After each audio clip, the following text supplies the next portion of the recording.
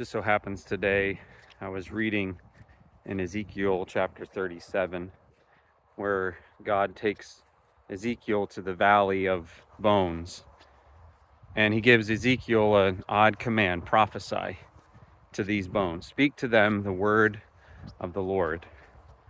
And I couldn't help but think today, on a bit of a tragic day for us as a country, reflecting on the tragic death of Charlie Kirk. We live in a culture of death. Ezekiel was surrounded by dry, dead bones. We live in a culture of death. And God has just one task for us: prophesy. And the idea of prophesying is speaking the truth. Speak the truth of God in the midst of a culture of death. And I know people, and rightfully so, will identify someone like Charlie Kirk as a political activist, and he was. But I think what he spoke most passionately about was the truth of his relationship with God, the truth of Christianity, defending Christianity, defending the rights of the unborn, speaking out against young people who are told to deny how God has made them, condemning them to a life of depression and mental illness.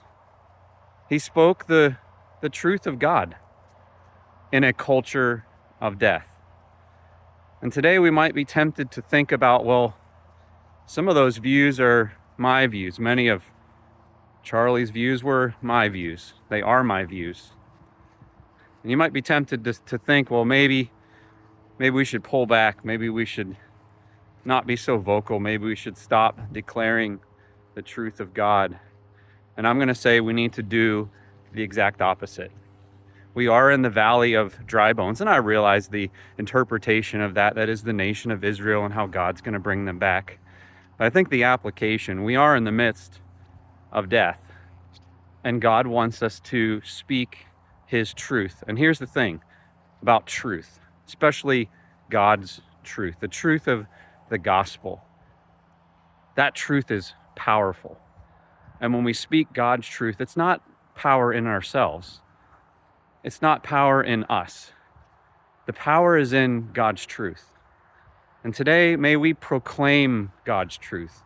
May we preach God's truth. May we be bold to use whatever platform that we can get our hands on and proclaim the fact that God is God. He is